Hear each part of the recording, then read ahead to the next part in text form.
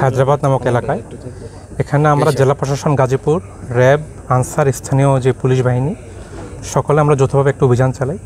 এখানে অভিযানকালে আমরা যদিও কাউকে আমরা হাতে নাতে ধরতে পারিনি, তবে আমরা ভিতরে ঢুকে আমরা যেটা দেখতে পেয়েছি এখানে প্রায় 37টি ঘোড়া আমরা পেয়েছি, যেগুলো অধিকাংশই আপনার অসুস্থ, শীর্ণকায় এবং দেখে বোঝা যাচ্ছে যে এগুলো অসুস্থ।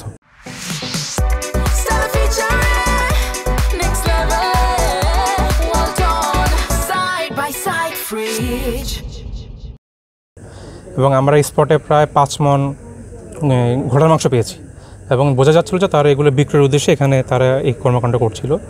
তো আমরা হাতে নাতে কাউকে যেহেতু ধরতে পারিনি, আমরা ওই মুহূর্তে কাউকে শাস্তি দিতে পারিনি, তবে আমরা এগুলো আমরা ডিসপোজাল করব। আমরা 2 জন স্থানীয় জিম্মাগারির জিম্মায় আমরা রেখে দিচ্ছি এই মুহূর্তে। আগামীকাল সকালে এই ঘোড়ার মাংসগুলো এবং যে ঘোড়াগুলো আমরা পেয়েছি এগুলো আমরা সকালবেলা আমরা এখান থেকে নিয়ে যাব, ডিসপোজাল করবো আর কি। তো আমাদের আজকে এই পর্যন্তই। এগুলো হচ্ছে আগামীকাল সকালে আমাদের এখানে ভেটেরিনারি অফিস আছে, আগামীকাল সকালে আমরা এই সবগুলো ঘোড়া আমরা আমাদের জিম্মায় নিয়ে যাব।